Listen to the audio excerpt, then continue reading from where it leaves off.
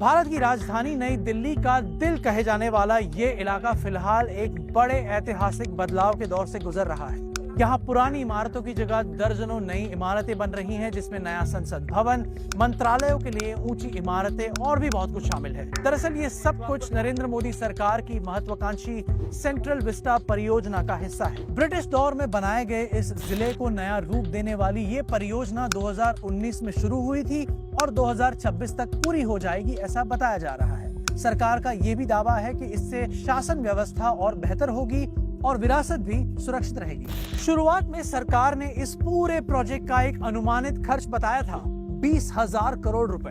हाल ही में संसद में सरकार ने माना कि इसकी लागत बढ़ गई है, लेकिन ये नहीं बताया कि कितनी बढ़ी है। आगे चल के ये इलाका एग्जीक्यूटिव एनक्लेव कहलाएगा, यानी प्रधानमंत्री का कार्यालय पीएमओ यहाँ होगा। पीएमओ के अलावा और भी कई इमारतें इसके अंदर होंगी। इसके ठीक बगल में प्रधानमंत्री का नया आवास भी बनना है। क्योंकि इसके बारे में कोई जानकारी नहीं थी, इसलिए हमने सूचना अधिकार या राइट टू इंफॉर्मेशन एक्ट के तहत एक आवेदन किया। इसमें हमने प्रधानमंत्री के नए आवास, उपराष्ट्रपति के नए आवास और दफ्तरों पर होने वाले खर्च की जानकारी मांगी। पूरे सेंट्रल विस्टा प्रोजेक्ट में अब तक कितना खर्च हुआ है उसकी भी जानकारी मांगी। कई महीनों तक लगातार कोशिश करने के बाद हमें CPWD यानी सेंट्रल पब्लिक वर्क्स डिपार्टमेंट से ये 2 पत्र मिले।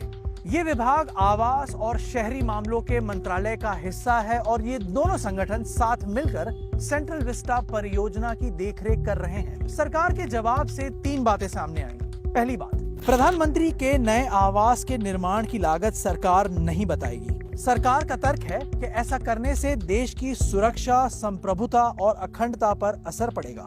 दूसरी बात, सेंट्रल विस्टा प्रोजेक्ट के बारे में CPWD ने कहा कि परियोजना की कुल लागत, खर्च और समय सीमा से जुड़ी जानकारी मांगने वाला सवाल वेग या अस्पष्ट है, इसीलिए इस पर कोई जानकारी नहीं दी जा रही है। तीसरी और आखिरी बात, उपराष्ट्रपति का एनक्लेव जिसमें उनका आवास और दफ्तर दोनों शामिल हैं, उस पर काम खत्म हो चुका है, लेकिन इससे जुड़े सवालों को पूरी तरह से नजरअंदाज कर दिया गया। तो जहां एक तरफ बदलाव जारी है, वहीं क्या सरकार जनता को जानकारी देने का कर्तव्य निभा रही है?